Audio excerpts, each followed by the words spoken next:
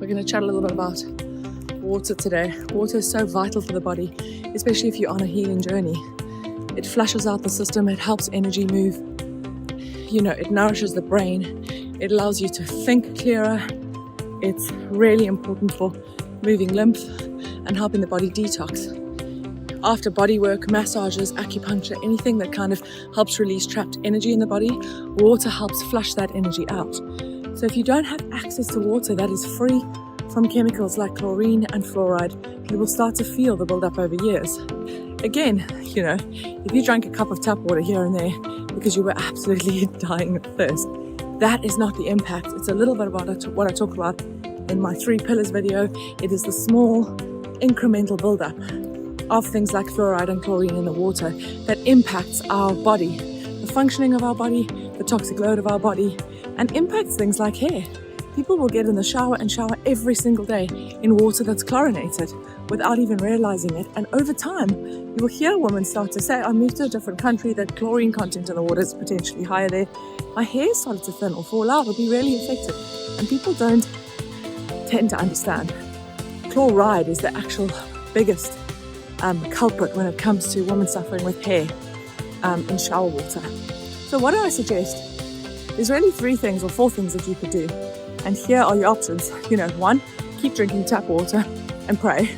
And what you can do is, I often say, if you can't get access to the best food and you are drinking tap water here and there, you can actually affect the energy of food and water by just saying, I send love and positive energy to this water. We've all seen a beautiful example of snowflakes and crystals that was done with water.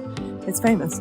Whereby when love was sent to crystallized water, it was the most beautiful shape and structure, and when hate or negative energy was sent to that same crystalline structure, when it froze again, it really looked dysfunctional and disconnected and pretty ugly. So that will just give you an example of the structure of water that's going into your body. I don't recommend that route. I think it's super easy and quite cost effective in today's modern world to take action. 2, you'll find a lot of people just live off of bottled water. They might have the big coolers in their homes, or they're just having tons and tons of bottled water delivered to their home.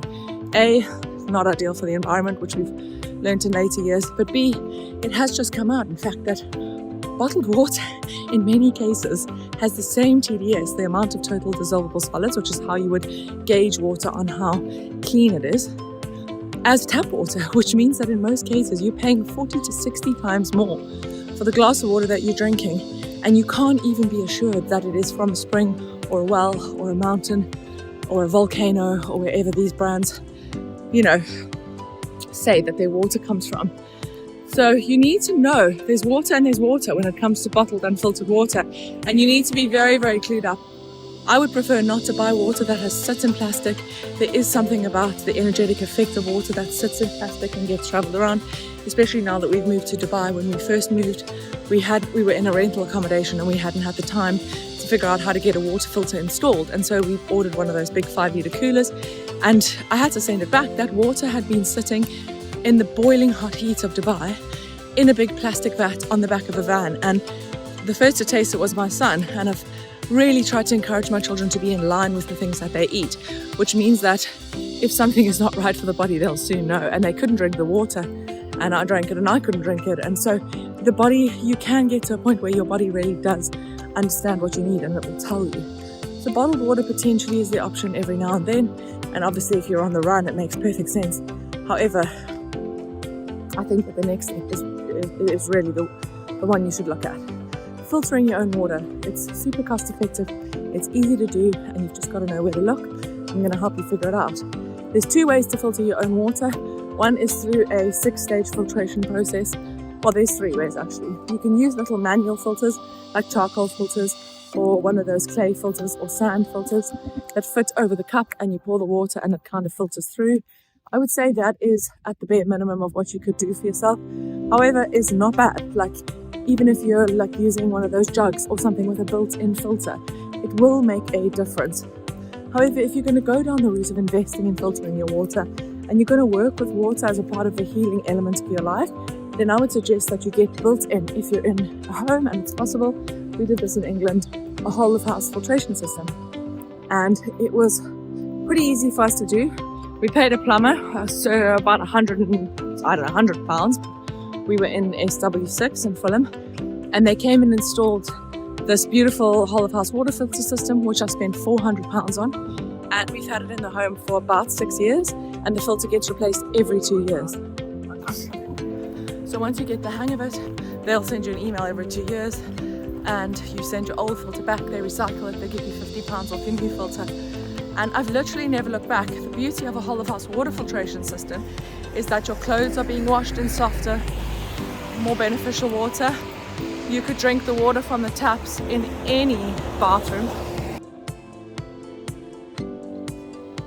So the benefit of a whole of house water filtration system is that it goes all the way from your drinking water to the clothes that you're washing in, to your hair, your shower, the bath for your children. It is a massive impact on your whole way of life by filtering all the taps in your home. It removes chlorine, chloride, fluoride, all of these things that are toxic to the body. Potentially not in small doses, but it's exactly what I talked about again in my video on toxic load, the 3 pillars. It is the buildup of this in the body, along with exposure to other toxins in our lives, to foods that we're eating, to trauma and pain that's not transmuted. And that is when dis-ease comes in. So if you can affect change and you can put 400 pounds towards a water filter system, I'll tag the people I use below. There's a myriad of different options. You can do your own research as to what you want to invest in when it comes to yourself and your family. The third way of filtering after the kind of microfilter, the mini portable one, the 6-stage filtration process is reverse osmosis. Reverse osmosis is such an interesting process, and having just spent a month in the Bahamas where my husband was born, it is hugely common for people there to use RO. Again, very similar to Dubai. Bahamas is 700 islands surrounded by sea, and so access to fresh drinking water is just not that easy. So a number of people do have RO systems in their home and their own RO plants. And actually, reverse osmosis water is the most effective and most powerful way of filtering water. But what no one tells you, and there should be a warning on the system, is that the total dissolvable solids needs to be within a certain bracket in order for the water to be deemed drinkable. If TDS goes down to 0, which is what reverse osmosis does, it removes all the particles, negative and positive. That water is completely unable to be absorbed by the body, which means that it is effectively like pouring every glass of water into your body with a giant hole, like filling a bucket with a giant hole in it. Because of the lack of potassium, magnesium, and other trace minerals and natural salts that form the electrolyte part of the water, the body can't hold on to it, the body cannot absorb it, and the body cannot use it. So if you are living on RO water and you're not remineralizing it, it's going to affect you. You're going to feel listless and tired, you're going to feel constantly thirsty, and it's like a mystery symptom. People just don't know what is wrong with them. And so I really want to encourage you today that if you are going down the route of reverse osmosis, it should probably only be for places whereby seawater is abundant and fresh water is not. So I wouldn't recommend it in the UK. However, in the Bahamas we drank a ton of RO water, and it is very clean tasting, but it is very, very flat. And so after a couple of days, we realized it, and I actually said to the house we were staying in, no, they had their own RO plant. And just like that, we were like, oh, click, okay, we're actually not absorbing the water. We're in a very hot country and we're super, super active. So all we did at that stage, and it's the lowest hanging fruit and the simplest way to remineralize your RO water, is to add a crack of salt. And you can use a whole mix of salts. I recommend 2 types of salt in your diet in abundance. Not, oh, be careful, that's too much salt. Or if you are feeling like you need to add salt to your food, you need it. And so it's just about what salt you're adding. I've always talked about pink Himalayan salt. It's beautiful, it's fine, it's thin, and it can be used in abundance on all foods. And then we use Celtic sea salt, which is just absolutely beautiful. Some people prefer the thicker, coarser granules, but both of those have an abundance of minerals in them. Things like potassium, things like magnesium. And the salts are the electrolyte element of the water. So if you're drinking RO water, all you would do is scrunch. I pump 3 crunches of the grinder into the water, or a big kind of pinch of the pink Himalayan salt. And funny enough, I started putting salt in the kids' water because they were also drinking the RO water. And at first they were like, there's salt in my water. But I mean, to a level that only like a child would be like, that's salty, not overly done. And once they started to feel better on it, you know, I had my kids going, is there salt in this water? Because once your body starts to pick water up and use it like an electrolyte, it's a whole different feeling. If you drink RO water in the future, you will think of me, because you will taste that like flat water. The second way to remineralize reverse osmosis water is through using a trace mineral compound.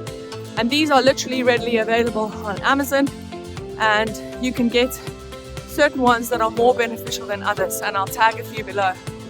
The difficulty with that is that you have to have an understanding of what your body needs to take from the water. And so in many cases, you can be under-mineralizing your water, not be adding enough trace minerals back. In other cases, you could be over-mineralizing your water, which means you just have expensive wee. We've all gone down that road before with supplements and all that.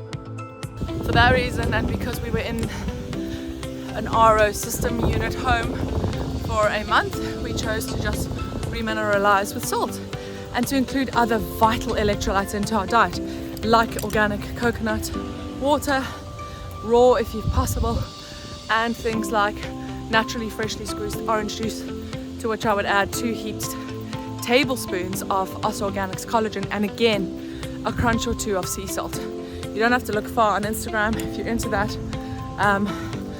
space. That is an adrenal cocktail. It boosts the adrenals, it hydrates the body, it's full of vitamin C, it's got all the trace minerals, electrolytes and elements from the salt, and the collagen is obviously ingestible beauty. It's a molecule that goes into the body, is absorbed by the skin, and has such a beautiful effect on the joints, the skin, the teeth, the hair.